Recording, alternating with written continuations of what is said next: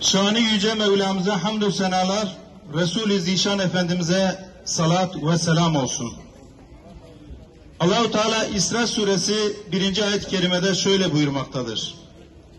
Kendisine ayetlerimizden bir kısmını gösterelim diye kulunu Muhammed'i bir gece Mescid-i Haram'dan çevresini bereketlendirdiğimiz Mescid-i Aksa'ya götüren Allah'ı, şanı ne yücedir, şüphesiz o hakkıyla iştendir, hakkıyla görendir.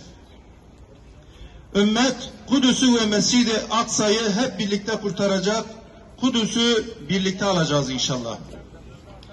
Mübarek Ramazan'ın son cumasında Dünya Kudüs münasebetiyle bir araya gelmiş bulunmaktayız.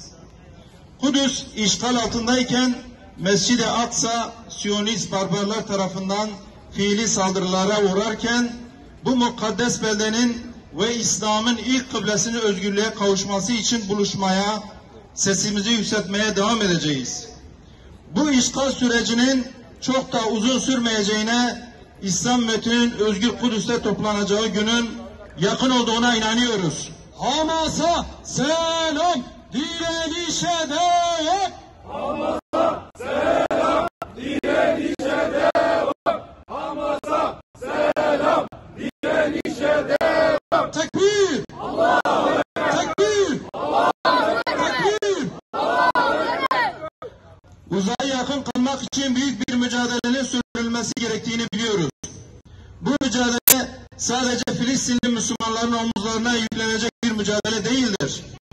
Tüm Müslümanların Kudüs ortak paydasında bir araya gelip sürdüreceği bir mücadele olup Kudüs'ün hürriyetine giden kapıyı aralayacaktır. İşgalin bugüne kadar sürmesinin nedeni ümmetin tek cephede ortak bir direniş sergilememesindendir. Şunu unutmayalım ki her bir Müslüman bir kova su dökse Siyonist işgalci rejim sel alır, olup gider. Dik dur, eğilme, bu ümmet seninle. Dik dur, eğilme, bu ümmet seninle. Dik dur, eğilme, bu ümmet seninle. Tekbir! Allahu Ekber! Tekbir! Allahu Ekber! Tekbir! Allahu Ekber! Fikri anlamdaki kopuş, ulusal çıkarların öncelenmesi ve yaşanan iç çatışmalar nedeniyle zayıf düştüğümüz bir yüzyıl yaşadık maalesef. Kaybımızı görebilmeli, bir yüzyılı daha kaybetmemeliyiz. Çünkü geçen her zaman İslam ümmetinin aleyhine işlemektedir. Uzayı yakın kılmak, Kudüs'ü işgalden kurtarmak için güçlü bir birlikteliğin elzem olduğu artık görülmeli ve unutulmamalıdır. Siyonist rejimin rüyalarında gördüğü kabus güçlü bir İslam birliğidir. Dağınıklığımızdan cesaretle işgali genişleterek büyüten ve kalıcı hale getirmeye çalışan Siyonizmi durdurmanın tek yolu ittihattır. İttihadı oluşturabilmek için atılacak ilk adım ise Siyonist rejimi meşru görmemektir.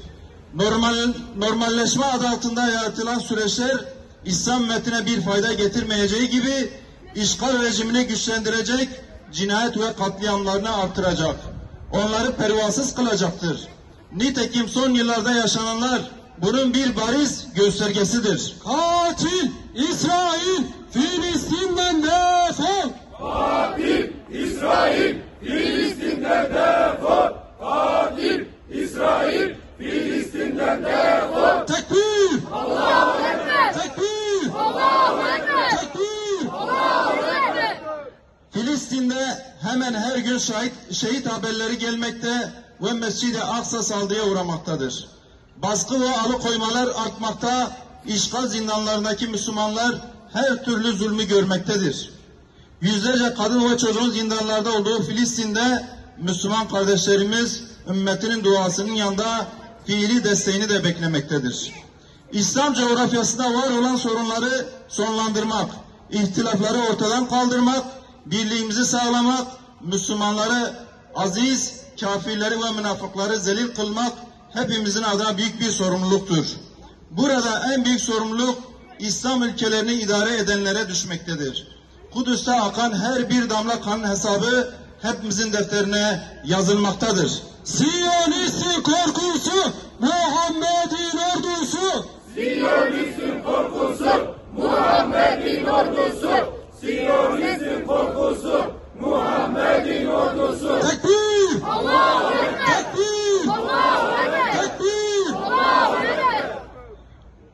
sadece İslam ülkelerine değil, uluslararası kuruluşlara da seslenmek istiyoruz. Siyonizm belası sadece Müslümanların başına gelmiş bir felaket değildir. Siyonizmin ana hedefi bütün bir insanlığı köleleştirmektir. Kendilerini üstün ırk gören bu lanetli güruh tüm dünyayı kaosa mahkum etmek istemektedir. Kargaşadan beslenen Siyonizm, dünyada var olan büyük sorunların, savaş ve çatışmaların tek kaynağıdır.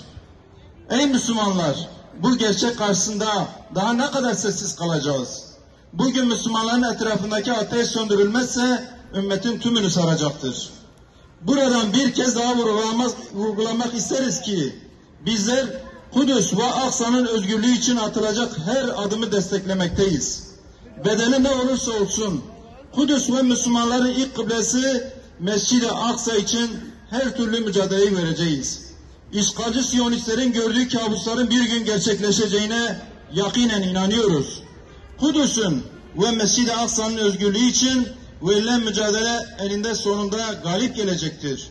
Çünkü bu Yüce Allah'ın vaadidir. Rabbimizin vaadi ise hiç şüphesiz haktır. Tekbir! Allahu Ekber! Tekbir! Allahu Ekber! Tekbir! Allahu Ekber! Allahu Ekber! Allahu Ekber! Aziz kardeşlerim, açıklamamıza şu kısa dua yaparak bitiriyorum inşallah. Ya Rab, sen kimsesizlerin sahibi, mazlumların sığınağısın. Bizlere rahmet, merhamet ve nedamet eyle. Sen bizim Mevlamızsın, zalimlere karşı bize yardım eyle. Şu mübarek gün ve geceler hürmetine ilk kıblemiz Mescid-i Aksa'yı ve Peygamberler şehri Kudüs'ü zalimlerin işgalinden kurtar Allah'ım. Amin ve selamun alel murselin velhamdülillahi rabbil alemin. El Fatiha.